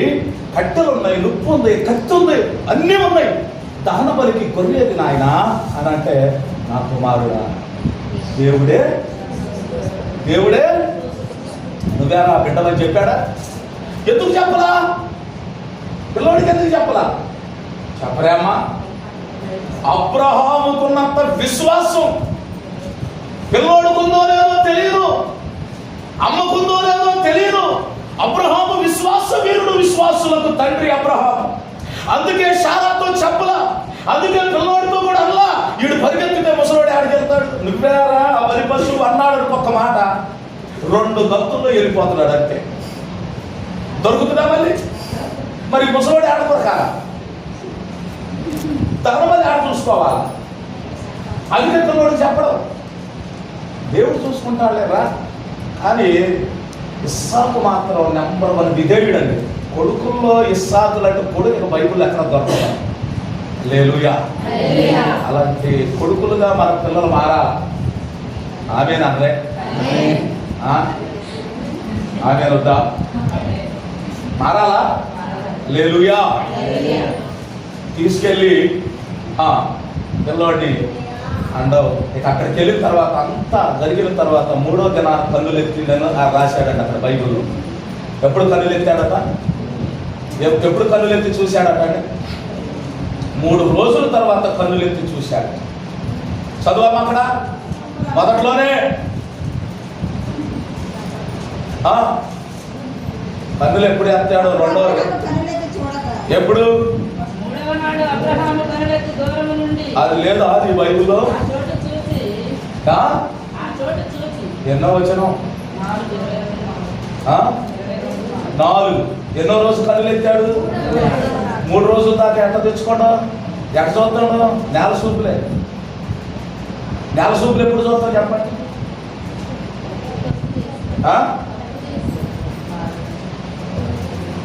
ఎప్పుడు? బాధ కలిగినప్పుడా? ఇక్కడి బతుకులో తలెత్తుకోవడం ఇంకా కనపడింది అటవా జనానికి? దాని మొహం ఇంకా మనసులో చూపించింది అటవా? నాకు తెలిసి అయితే 1 సంవత్సరం దాన్ని బయటికి ఆడాడు. ఎప్పుడంతా చెప్పరామా? ఎప్పుడంతా ఈ మాటలు ఎప్పుడంతాయమ్మా? అవమానంగా వాళ్ళు భయంకరమైన తప్పు పాపం కనపడినప్పుడు అంటారు వీడు బయటికి రాలేడు, తలెత్తుకోలేడు, కాడి పని అయిపోయిందా? అబ్రహాము 3వ నాడు కన్నులెత్తి చూశాడట. 3 రోజులు ఎట్లా నడిచాడు? అయ్యా కొడుకు మాట్లాడుకుంటానే పోతున్నారు. తండ్రి కొడుకు మాట్లాడుకుంటా 3 రోజులు ప్రయాణం. 3 రోజులు ప్రయాణమై తండ్రి కొడుకులు పోతా ఉన్నారు. పిల్లరా 3 రోజులు మాట్లాడుకుంటున్నారు. కానీ 3 రోజులు మాట్లాడుతున్నాడు కానీ ఆకాశం వైపు కన్నులు ఎత్తలేకపోతున్నాడు. కొడుకుతో అంటున్నాడు దేవుడే చూసుకుంటాడు లేరా వెళ్తున్నాడు. దేవుడే చూసుకుంటాడు లేరా వెళ్తున్నాడు. అంతే. తల మాత్రం ఎత్తట్లా. దేవునికి తన ముఖం చూపించుకోలేకపోతున్నాడు. కారణం ఏమిటంటే తన ఉన్నతమైన స్థానాన్ని కొడుకిచ్చాడని అర్థమైపోయింది. ఎవరికిచ్చాడు? కొడుకిచ్చాడని అర్థమైపోయింది అబ్రహాంకి. అబ్రహామా, కొడుకుని ఇంతకాలం నన్ను ప్రేమించావు. కొడుకు ఎప్పుడైతే వచ్చాడో ఓహో నన్ను మర్చిపోయి నీ కొడుకును ప్రేమిస్తున్నా కదా. ఈరోజు మనం అదే కదండి. ఒక అమ్మకి ఒక అమ్మ నాకు గేదె కావాలి, గేదె కావాలి ప్రభు, ఆ గేదె కావాలి, గేదె కావాలి ఆయన. అయ్యగారి దగ్గరకు వచ్చి అదే గోల, ఆత్మలో అదే గోల, ఇంట్లో వాళ్ళ ఆయనతో అదే గోల, గేదె కావాలా. ఏం చేసుకుంటావా గేదె? ఇంకో ఏం చేసుకుంటావా? మనం ఒక కుక్కర్ రాగా ఒక కుక్కర్ అమ్ముతున్నా. గేదె ఉంటే మంచిదేగా, సరేలే అని చెప్పేసి తీసుకొస్తాలేదా, మరి డబ్బులు లేవుగా చూసి అక్కడ ఒకసాట అక్కడ ఇక చచ్చిపోతుంది వెళ్తుంది, చచ్చిపోతుంది వెళ్తుంది. అయ్యగారికి చెప్పింది అసలే అమ్మగారు మంచి లేటెస్ట్ వస్తుంది మందిరాన్ని తయారు పడుతుంది, అంత తయారు పడుతుంది, కరెక్ట్ అంత కరెక్ట్గా ఉంటుంది ఆమె. ఇక గేదా గేదా గేదా అని అంటే అయ్యగారు కూడా ప్రార్థన చేశాడు. ప్రభు దయను బట్టి గేదెలు ఇచ్చాడు దేవుడు. ఈ గేదెకి కాస్త గడ్డి కోసుకు రావాలిగా. అసలే టయానికి వచ్చేది కొంచెం మంచి టయానికి వస్తుంది ముందు. గడ్డి కోసుకు రావాలా, పేడ తీయాలా, దాన్ని కడగాల, ఇవన్నీ చేయాలి. ఇక ఈ గేదెలు ఇచ్చాడు. ఈ గేదె వారంలో పడిపోయింది. ఇంకొంచెం లేటు వస్తుంది ప్రార్థనకు. మా అమ్మ ఏంటంటే అయ్యా ఆ గేదె చూసుకోవాలిగా, నేను కట్టేసి వస్తే ఆ మాయగారు అడుగుకుంటా, దానికి అంత గడ్డి పోయి చేయాలా, దానికి కొద్దిగా మంచి గడ్డి వేసుకొని రావాలి, మళ్ళీ నేను పోయిన దాకా అది వేయాలిగా. మరి సరేలే అమ్మ, మరి ఎట్లా అయితే కొంచెం తమిళకాడు రమ్మ, కొంచెం తమిళకాడు చేసుకో అని అంటే సరే. ఇదే పని. ఈ లోపల అది సూరు కట్టింది, గేదె ఈరింది, దూడ తెచ్చింది. ఇప్పుడు 10 శాతం ఎక్కువైపోయింది అమ్మకి. ఇంకేం బాధ పడుతుంది? దూడను చూడాలా, పాలు వేసుకోవాలా, పేడ తీయాలా, గడ్డి తేవాలా, ఇవన్నీ చూసుకోవాలిగా. ఈ పాత్రని మానేసేసింది అమ్మగారు. ఇప్పుడు ఏమీ లేనప్పుడు ఎంత ప్రార్థన కదా, ఏమీ లేనప్పుడు ఎంత ప్రార్థన. ఒక పాస్టర్ గారు కూడా, నేను కూడా బండి కావాలా, బండి కావాలంటే బండి ఇచ్చాడు దేవుడు. సంఘం లేదంటే సంఘం ఇచ్చాడు దేవుడు. కారు కావాలంటే కారు ఇచ్చాడు దేవుడు. ఇప్పుడు అన్నీ వచ్చినాయి, ప్రార్థన లేదు అయ్యగారి. ఏమీ లేనప్పుడు ప్రార్థన, అన్ని వచ్చినాయిగా. అన్ని వస్తే దేవుడు ప్రార్థన ఉండదా? విశ్వాసం ఏమన్నా తక్కువ ఏంటి? ఇల్లు లేనప్పుడు ప్రార్థన, పిస్సు లేనప్పుడు ప్రార్థన, బండి లేనప్పుడు ప్రార్థన, ఇంట్లో ఏది లేకపోయినా ప్రార్థన. అన్నీ వచ్చిన తర్వాత అసలు ఇక ప్రార్థన ప్రార్థన ప్రార్థన లేదు. యేసు ప్రభు, యేసు ప్రభు, యేసు ప్రభు, అందరూ మర్చిపోయారు. అటువంటి ఈరోజు అబ్రహాముకి ఏమో పిల్లోడు లేనంత కాలం దేవుడా దేవుడా దేవుడు అన్నాడు. పిల్లోడు ఎప్పుడైతే వచ్చి పడ్డాడో ఇక పిల్లోడు పిల్లోడు దేవుడు మర్చిపోయాడు, ఆరాధన మర్చిపోయాడు, బలిపీఠాలు కట్టడం ఆగిపోయింది. ఏమా బలిపీఠాలు లేవు, ప్రార్థనలు లేవు, ఏమీ లేవు. ఎప్పుడు అబ్రహాం బలిపీఠాలు కట్టుకుంటూ పోయేవాడు. పిల్లవాడు ఎప్పుడు కొట్టాడు, అసలు దేవుడే మర్చిపోయాడు. ఉన్నతమైన స్థానాన్ని ఎవరికి ఇచ్చాడు? కొడుకు ఇచ్చేసేసాడు. ఎప్పుడైతే ఉన్నతమైన స్థానాన్ని కొడుకు ఇచ్చేసేసిండో దేవుడు అంటావు, నీకు ఒక్కడై ఉన్న నీ కొడుకుని నువ్వు ప్రేమించే సాకుని ఆ మోరియా పర్వతాల్లో పర్వతం మీద తీసుకెళ్ళి నాకు దాన బలిగా అర్పించి వెంటనే అబ్రహాం తెలుసు నేను ఇవ్వకపోయినా ఆయన తీసుకుంటాడు. ఎందుకైనా మంచిది, తొందరగా ఆయన చెప్పంగానే ఇస్తే మంచిది. ఆయన చెప్పంగానే ఇస్తే ఆయన ఇంకొక మేలు చేస్తారేమో, నాకు చెప్పకుండా కనుక చేశాను అనుకో, ఆయన చెప్పినాక ఆయన చెప్పినా నేను చేయకుండా అడిగాను అనుకో, ఏదో ఒకటి చేసేస్తాడు. 26వ వచనం చదువుతాం. 26వ వచనం లేదా 24 చదువు మరి.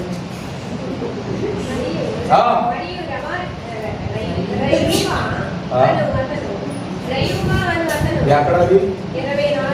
ఏ అధ్యాయం?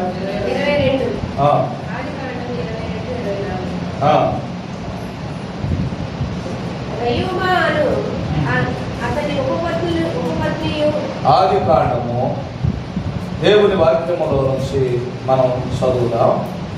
ఆది కాండము 22వ అధ్యాయం 16వ వచనం చదువు. నీకు ఒక్కడై ఉన్న నీ కుమారుడు ఈయ వెనుదీయక ఈ కార్యము చేసినందున నేను నిన్ను ఆశీర్వదించి ఆకాశ నక్షత్రముల వలె సముద్ర తీరమును ఇసుక వలెను నీ సంతానమును నిశ్చయముగా విస్తరింపచేస్తా. స్తోత్రం చెప్పండి. ఈ కార్యమును చేసినందున అండర్లైన్ చేసుకుందాం.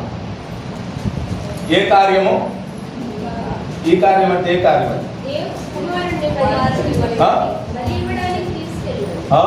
అది ఏ కార్యం చేశాడు అని అంటే బలర్పించేశాడు కొడుకుని. దేవుడు కోరుకున్న బలిని, దేవుడు కోరుకున్నటువంటి బలిని పిల్లరా అబ్రహాము దేవునికి చెల్లించేసేసాడు, బలిచేసేసాడు దేవుడు. అందుకే దేవుడు ఏమంటున్నాడంటే అబ్రహాముని, ఓ అబ్రహామా, నీవు ఈ కార్యము చేసినందున ఇదిగో నీ సంతతిని ఆకాశపు నక్షత్రాల వలె, ఇదిగో సముద్రమందు ఇసుక రేణువుల వలె నీ సంతానాన్ని నేను విస్తరింపచేస్తాను. ఏం చేస్తా? విస్తరింపజేస్తాను నీ సంతతిని. ఎందుకంటే నువ్వు ఈ కార్యం చేశావు. ఏ కార్యం చేశావు? నేను చెప్పింది చేశావు. నేను చెప్పిన పని నువ్వు చేశావు కాబట్టి నేను నీకు చేయాల్సిన కార్యం నేను చేస్తాను. ఇప్పుడు దేవుడికి అబ్రహాం ఏం చెప్తున్నాడంటే, దేవా, నేను నా కొడుకుని ప్రేమించట్లా, నా కొడుకు కంటే ఎక్కువగా నిన్నే నేను ప్రేమిస్తున్నా. అది నీకు తెలియాలి. అందుకే ఈ నా కుమారుడు నేను బలివ్వడానికి ఇష్టపడుతున్నా. నేను వెనకీయట్లేదు, ఈ విషయంలో ఏమాత్రం వెనకాడట్లేదు. కొన్నిసార్లు పిల్లరా దేవునికి మనం చేసేటటువంటి కార్యాలు కొంతమందికి తెలియకుండా ఉండటం మంచిది. తెలియకూడదు కూడా కొన్నిసార్లు. హల్లెలూయా.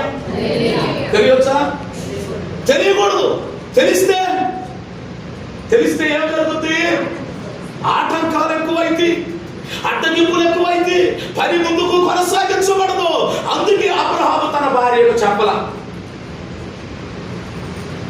ఏమండి, అబ్రహాము తన భార్యకు చెప్పకుండా ఈ పని చేశాడు. ఆలోచించండి జాగ్రత్తగా. అందుకే మనం ఏదైనా ఒక పని చేసేటప్పుడు వీళ్ళ వల్ల ఈ పని ఆగిపోయింది అనుకుంటే అసలు వాళ్ళు చెప్పకుండా ఉంటాం మంచిది. చెప్పొద్దు.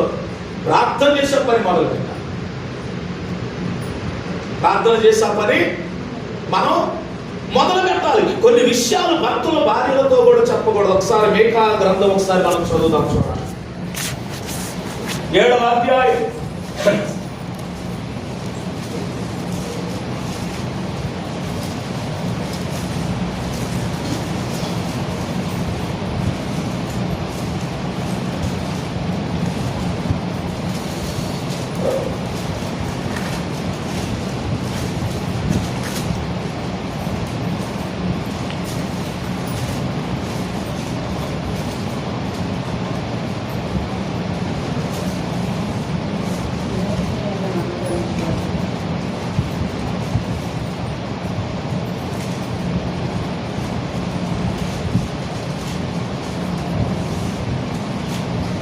7వ అధ్యాయం 5వ వచనం. స్నేహితుని యందు నమ్మిక ఉంచవద్దు, ముఖ్య స్నేహితుని నమ్ముకోవద్దు. నీ కవిగిటిలో పడుకొని ఉన్న దాని ఎదుట నీ పెదవుల ద్వారమునకు నీ కుమారుడు తండ్రిని నిర్లక్ష్య పెట్టుచున్నాడు. కుమార్తె తల్లి మీదకి, కోడలు అత్త మీదకి లేచెదరు. ఎవరి ఇంటి వారు వారికే విరోధులవుతారు. స్నేహితుని యందు నమ్మిక ఉంచొద్దు, ముఖ్య స్నేహితుని అసలు నమ్మొద్దు. నీ కవిగిటిలో పడుకొని ఉన్న దాని ఎదుట నీ పెదవుల ద్వారము పెట్టు. అంటే భార్య కూడా చెప్పొద్దు, ఆమె దగ్గర కూడా నీ పెదవులు మూసుకో. కొన్నిసార్లు చెప్పాల్సిందే చెప్పు, లేకపోతే ఆమె అల్ప విశ్వాసం వచ్చేస్తే అటు చేసావా అటు చేసావా అర్థమే కాదు, అందరికి ఊరేది. అందుకే ఏం చేయాలి అంటే వాళ్ళ దగ్గర నోరు మూసుకోవాలట కొన్నిసార్లు కదండి. అందుకే అబ్రహాము తన భార్య అయినటువంటి శారాకి ఈ విషయం చెప్పకుండా ఆయన పని చేయడానికి వెళ్ళాడు. అందుకే అబ్రహాం జీవితంలో చాలా వ్యతిరేకతలు తన జీవితంలో వచ్చినాయి. 12వ అధ్యాయంలో అబ్రహాము నీవు లేచి నీ దేశమును, నీ స్వజనులను, సమస్తమును విడిచి నేను చూపించు దేశానికి వెళ్ళమంటే తేరాహుని లోతు వేసుకొని పోయాడు. ఎవడెవరిని? అసలు నీ బంధువుల యొద్ద నుంచి నువ్వు లేచి వెళ్ళిపో, నీ పెద్దల ఇంటి నుంచి నువ్వు వెళ్ళిపో, నీ కలిగిన సమస్తమును వదిలిపెట్టమంటే తేరాహును తీసుకొని, లోతును తీసుకొని బయలుదేరి. తేరాహు ఎవడంటే ప్రయాణాన్ని ముందుకు కొనసాగనిచ్చేవాడు కాదు. లోతు ఎవడంటే చుట్టూ ఉన్నాయి చూసి, రంగులను చూసి పరిగెత్తేవాడు. లోతు కన్నులెత్తి చూసేవాడు. ఓహో ఐగుప్తు కాదా, ఏదో తోటలాగా ఉంది, ఐగుప్తుకి వెళ్దాం అనేవాడు. ఈ తూర్పు దిక్కు బాగుంది, ఇటు వెళ్దాం అనేవాడు. ఆ కళ్ళకి ఎటు మంచిగా కనపడితే అటే పరిగెత్తుదాం అనేవాడేమో లోతు. తేరాహేమో ప్రయాణాన్ని అసలు కొనసాగించేవాడు కాదు, చూపించే దేశాన్ని. అయ్యా కుమారుడు అబ్రహాము ఎంత దూరం నడుపుతున్నా, ఇక్కడ గడ్డి బాగానే ఉందిగా, నీళ్ళు ఉన్నాయిగా గొర్రెలకి, ఇక ఇక్కడ ఉందా వద్దు అనేవాడు తేరాహు. తేరాహేమో ముందుకు పోనిచ్చేవాడు కాదు. లోతేమో చుట్టూ చూసి ఇటు పోతే బాగుంటుంది, ఇటు పోతే బాగుంటుంది అనేవాడు సలహా పెట్టాడు. అందుకే దేవుడు ఏమన్నాడంటే నేను చూపించు దేశాన్ని వెపకు తీసుకొని అలా దులిపేయాలన్నమాట. అందుకే దేవుని సన్నిధిలో కొన్ని విషయాలు కొంతమందికి తెలియకుండా ఉండాలి కూడా. దేవునికి తెలియాలి, దేవునికి తెలియాలి కొన్ని విషయాలు. మనం చేసే ప్రతి పని దేవునికి తెలియాలి. ఎవరి ద్వారా ఆటంకాలు వస్తాయో, ఆటంకాలు రాక మానవు. వస్తాయా? వస్తాయి, రాక మానవు అన్నాడు దేవుడు. ఇంకా ఏమన్నాడంటే ఎవరి ద్వారా ఆటంకాలు వస్తాయో వాడి మెడకి తిరగట రాయి కట్టి ఏం చేయాలన్నా నేలలో వదిలిపెట్టాలి. పల్లె వాళ్ళు లేకుండా రాయి ఎందుకు మెడ పెట్టేది? ఆటంకాలు ఎవరి ద్వారా వస్తాయో ఆ ఆటంకాలు వచ్చే ఆటంకాలు వచ్చే వాళ్ళు ఎవరైనా కానీ వాళ్ళ మెడకి తిరగట రాయి కట్టి నేలలో వదిలే, సముద్రంలో వదిలిపెట్టారు. వదిలి అన్న దేవుడు వదిలిపెట్టమాట. దేవుడు వదిలిపెట్టేవారు అన్నట్టు తీసుకెళ్ళి. హల్లెలూయా. దేవుడు ఏం చెప్పాడంటే ఆటంకాలు ఖచ్చితంగా వస్తాయి. వస్తాయా ఆటంకాలు? వాళ్ళు వచ్చినప్పుడు ఏం చేయాలంటే వాళ్ళ మెడకే తిరగట రాయడానికి తీసుకెళ్ళి అక్కడ పడేసి రన్నమాట. ఇక ఆడి వల్ల ఆటంకాలు రావు. ఆడికి లేకపోతే మీరు లేకపోతే కూడా లేదు. దేవుడు చెప్పాడు, చెప్పిన చేయమన్నా అట్లా. హల్లెలూయా. అందుకే దేవుని సన్నిధిలో ఆటంకాలు ఎవరి ద్వారా వస్తే అసలు ఆ విషయం తెలియపోకుండా ఉంటే మంచిది. అసలు మనం చెప్పిందల్లా బయటికి వెళ్ళిపోతుంది. అసలు ఎందుకు చెప్పాలి? అలాంటప్పుడు నీకు అర్థమవుతుందిగా, ఇంకా బుద్ధి రాదా? అర్థమవుతుందా? నేను ఆ అమ్మను కూర్చోబెట్టి చెప్పా, అమ్మ ఇట్లా అంటే చేసుకోవాలంటే వెళ్ళి ఇదిగో అయ్యారు ఎట్టు చెప్పారంట చెప్పిందిలే తెలియక చెప్పిన, మళ్ళీ చెప్పిన. ఈసారి మంచి జాగ్రత్త చెప్పిన, జాగ్రత్త తీసుకెళ్ళి మళ్ళీ ఊరేగించింది. ఇక అలాంటప్పుడు మళ్ళీ 3వసారి అవకాశం వచ్చింది. చెప్పాలా? మూసుకొని కూర్చోవాలన్నారు. చెప్పండి. ఆటంకాలు ఎవరి ద్వారా వస్తే వాళ్ళకి చెప్పకుండా ఉంటే మంచిది. నేను ఒకటి చెప్పి అరే ఎంతకాలం ఒక కింద చేస్తావుగా, ఎల్లో 2 సంఘాలు కట్టు, దేవుని పరిచర్య చేయదా, ఎంతకాలం చేసిన నా సంఘం అంటారు, నీ సంఘం అంటారా? అని అంటే ఈ విషయం వెళ్ళి అయ్యగారండి అలా నైట్ అదే చెప్పారు, మీ దగ్గర చేరితేనాక నాకు విలువ ఉండదంట, నాకు సంఘం ఉండదంట. మళ్ళీ రెండోసారి చెప్పాను, మూడోది అది ఎలా ఎవరు బాధ్యత చెప్పలేదు. వెళ్ళి ఏరే ఊర్లో ఎక్కడ పరిచర్య చేయరా, సంఘం లేదు కాడ సంఘం కట్టి సేవ చేయరా అని అంటే అది తప్పు అయిపోయింది, అది ఊరేగించింది దాన్ని.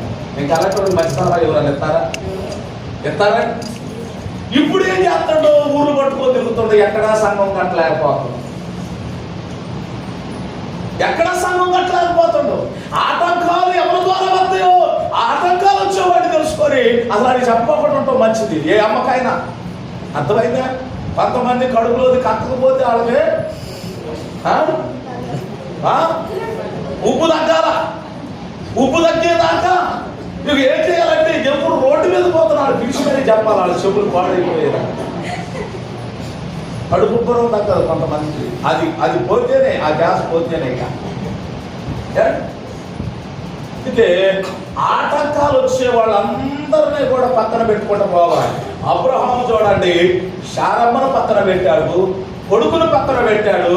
వీళ్ళ వల్ల ఆటంకాలు వస్తాయని చెప్పి దేవుని పని జరగదు, దేవునికి బలిపీఠం కట్టాలి, ఉన్నతమైన స్థానం దేవునికి ఇవ్వాలి. నేను చేసిన పని తప్పు. మూడవ రోజు కన్నులెత్తి చూశాడట, సిగ్గు తెచ్చుకొని ప్రభువా ఇక నేను నీకు బలి అర్పిస్తాను. ఒక ప్రశ్న మన జీవితంలో వేసుకుందాం, ఉన్నతమైన స్థానము ఎవరికి ఇస్తున్నాం మనం? ఉన్నతమైన స్థానములో ఎవరున్నారు? ఉన్నతమైన స్థలములో ఎవరున్నారు?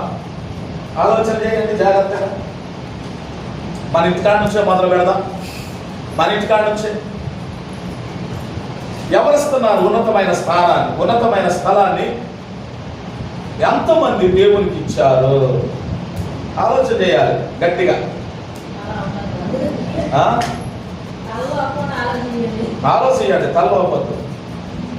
నీ ఇంటికాడ నుంచి మొదలు పెట్టు. నీ ఇంటి దగ్గర ఉన్నతమైన స్థానం నీ ఇంట్లో ఎవరికి ఉంది? పద్మ, ఇంటి ముందు బెదురు బొమ్మ ఏమైనా కట్టావా? లక్కెచ్చి కంప ఏమైనా కట్టావా? పరెట్ కంప, పాత చెప్పు, చీపురు కట్టామని పెట్టొచ్చువా? నువ్వు ఇంటికాడ లేవు, ఇంటి వచ్చేటప్పుడు ఏమైనా బాగుంది అని ఏం లేవా? మన ఇంటి దగ్గర నుంచో మనకు అర్థమవుతుంది మన ఇంటికి ఉన్నతమైన స్థానం ఎవరికి ఇచ్చాం, మన ఇంట్లో ఉన్నతమైన స్థానం ఎవరికి ఉంది. హల్లెలూయా. అర్థమవుతుంది మన జీవితంలో ఉన్నతమైన స్థానం ఎవరికి ఉంది. రాహేల్ ఏం చేసిందో తెలుసా? రాహేల్ అమ్మగారు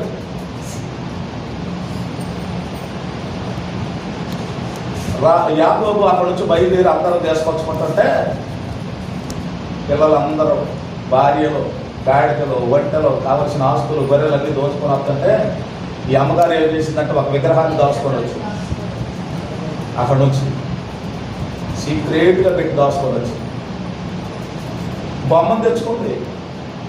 ఎక్కడ? ఆ పద్నారములో ఆరాధించే బొమ్మని సీక్రెట్గా అయ్యగారితో తెచ్చుకుంటుంది. అయ్యగారికి తెలియకుండా దాచుకోని తెచ్చుకుంటారు. ఎక్కడికి? తండ్రికి పడుతుంది పితరుల నుంచి దేవుడి మందిరంలో.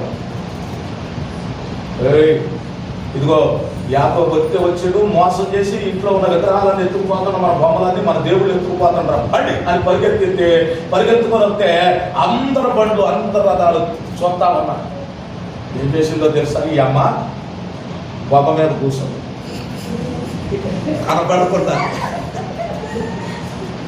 కనపడకుండా బొమ్మ మీద కూర్చొని లెగట్లా జరగట్లా. ఏంటి అంటే ఏం అబద్ధం ఆడిందో తెలుసా? నేను కడగా ఉన్నా,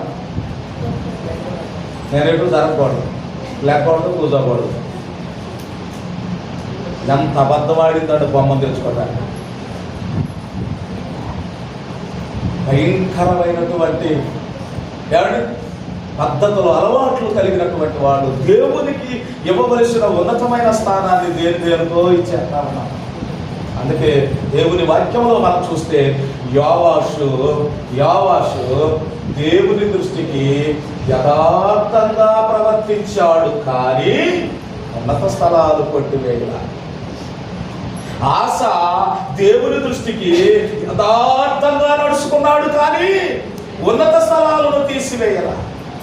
యెహోషువపాతు దేవుని దృష్టికి యథార్థంగా నడిచాడు. తండ్రి జరిగించిన యథార్థత, తండ్రిలో ఉన్నటువంటి యథార్థత యోవాషులో ఉంది, కానీ ఉన్నత స్థలాలు తీసేయలేదు. ఏమండి? అమ్మ పాట బాగా పాడింది, ప్రార్థన బాగా చేసింది. ఎంతమంది కనపడాలో మన ప్రార్థన చేసి నేను జగనన్న అత్తులూరు అనే ఒక ఊరు గుంటూరు దగ్గర, తెనాలి దగ్గర. అక్కడ అన్ని మైకులే. ఇంత గుడి అంటే ప్రార్థన గుళ్ళు కాదు, హిందువుల గుడి. అసలు ప్రార్థన చేసుకుంటే, ఇంట్లో ప్రార్థన చేసుకుంటే అసలు మేము ప్రార్థన చేసుకున్నట్టుండేది కాదు. ఏం చేయాలి మరి అని ఆ మేడ మీదకి వెళ్ళి చేతులు ఎత్తి అరవటమే. ఇక మేము మా పాత్ర మాకు వినపడేది కాదు. అసలు అంత గట్టి కలిసినా నోరు బొంగురు పోయేది. ఇక కిందకి దిగినప్పుడు మా మాట ఇంకెవరికి అర్థం అయ్యేది కాదు. అంత గట్టిగా చేతులు ఎత్తి ప్రార్థన చేసేవాడు, అరిసేవాడు. ఎందుకు ఈ విషయం చెప్తున్నట్టే, మనం ఎంత ప్రార్థన చేసినా, మనం ఎన్ని పాటలు పాడినా, మన సాక్ష్యం ఎంత బాగుండా, సాక్ష్యం అంత బాగా చెప్తుంది. గంట సేపు ఆకుండా ప్రార్థన చేసింది, మామూలు ప్రార్థన కాదు. ఆట పాడితే ఉంటుంది, ఎంత తీయగా ఉంటుంది. స్వాతులు పక్షులు ఆలకెత్తే పాటలు. కానీ అనేది వచ్చిందా? పాటలు బాగా పాడింది, సాక్ష్యం బాగా చెప్పుద్ది, ఆరాధనలో బాగా ఆరాధన చేసింది. కానీ అన్నారా ఇక మన బతుకంతా అయిపోయినట్టు. ఆ కానీ అనేది రాకూడదమ్మా మన జీవితంలో. వీళ్ళందరూ అన్నీ బాగున్నాయి, కానీ వీళ్ళకి ఏమైందంట? ఉన్నత స్థానాలు. ఈరోజు సేవకుడిగా చెప్తున్నాను, మన స్థానము దేవుని కొందా, దెయ్యానికి కొందా. హల్లెలూయా. పరిశీలన చేసుకుందాం, పరీక్ష చేసుకుందాం. ఒకవేళ దెయ్యానికి ఉంటే దాన్ని తీసి పక్కన పెడదాం. కొరింథీయులకు రాసిన పత్రిక 6వ అధ్యాయం చదవద్దు. ఇలాంటి దేవునికి దెయ్యానికి పొందక లేదు. దేవుని పాత్రలోనిది దెయ్యం పాత్రలోనిది నువ్వు తాగుతావా, నువ్వు తింటావా? దేవునికి దెయ్యానికి ఏమైనా సంబంధం ఉందా? అపవిత్రతకి పరిశుద్ధతకి ఏమైనా సాంగత్యం ఉందా? ఆలోచన చేయండి. అపోస్తుడైన పౌలు కొరింథీ పట్టణంలో ఉన్న సంఘాలను బాగా తెచ్చాడు. అసలు కొరింథీ పట్టణంలో ఉన్న సంఘానికి 2 ఉత్తరాలు రాసింది. అందరికి ఒక్కొక్కటే, మనిషికి ఒక మాట. కొరింథీయులకు మాత్రం 2 సార్లు 2 ఉత్తరాలు రాయాల్సి వచ్చింది. 2 ఉత్తరాలు కూడా చిన్న చిన్నగా పేజీలు పుస్తకాలు నిండిపోయి. ఎందుకంటే వాళ్ళ బ్రతుకు అంత మంచిగా ఉంది. బ్రతుకు బాగుంటాను, ఉత్తరాలు అంత పుస్తకం అక్కర్లా. ఎప్పుడన్నా చూసారా? కొన్ని గేదెలకి మెడలో కర్రలు కడతారు, కొన్నిటికి మెడకి కాలు వేసి కడతారు, కాడ కడతారా? కొన్నిటికి ముళ్ళకప్పు పెడతారు ముఖానికి. ఎందుకని? కొన్నిటికి గంట కడతారు మెడలో. ఎందుకు? వీటి బ్రతుకు బాగలా, వీటి బ్రతుకు, వీటి నడక బాగా. ఇది ఏ తోటలో ఉంటుందో తెలియదు. ఈ గంట మోగినప్పుడల్లా ఈ గంట శబ్దం వినపడితే నన్ను తోలుకొచ్చుకుందామని దాని గంట. దీని మెడకి కాలుకి ఎందుకు వేసి కడుతున్నారంటే ఇది ఆగదు. ఒకసారి కుదురుకు మెయ్యదు, ఒకసారి కుదురు ఉండదు. అందుకే దీన్ని క్రమపరచడానికి వేసి కడతారు. అందుకే కొన్ని సార్లు పరిశుద్ధ బైబిల్ గ్రంథంలో పిల్లరా దేవుడు మనకు బుద్ధి కలగటానికి కొన్ని విషయాలను చాలా చక్కగా దేవుని వాక్యంలో రాయించాడు. దేవుని సన్నిధిలో మన ఉన్నతమైన స్థానం ఎవరికి ఇచ్చామో మనం పరిశీలన చేసుకొని, ఒకవేళ దేనికన్నా ఇస్తే ఆ స్థానాన్ని తొలగించి మరలా ప్రభుకి ఇచ్చి ప్రభువులో మనల్ని మనం క్రమపరుచుకున్నాం. హల్లెలూయా. క్రమపరుచుకున్నాం, సరి చేసుకున్నాం. ఈ రాత్రి ఏ ప్రార్థన ఇది? ఈ రాత్రి ఏం ప్రార్థన ఇది? ఉపాస ప్రార్థన, ప్రార్థన. ఏం ప్రార్థన అండి ఇది? శుద్ధీకరణ ప్రార్థన కోరిక. దేనికి శుద్ధీకరణ? దేనికి? రేపు దేవుని శరీరం, ఆయన రక్తం తీసుకోవటానికి మనం శుద్ధి చేసుకుంటున్నాం. ఈ రాత్రి కడుక్కుంటాం. ఈ రాత్రి ఎలా కడుక్కుంటున్నాం అంటే, ఉన్నతమైన స్థానం ఎవరికి ఇచ్చామో దాన్ని తెలుసుకొని కడుక్కోవాలి. మనం ఎవరికి ఇచ్చాము, దేనికి ఇచ్చాము? పరిశీలన చేసుకుందాం ప్రార్థన చేసుకుందాం.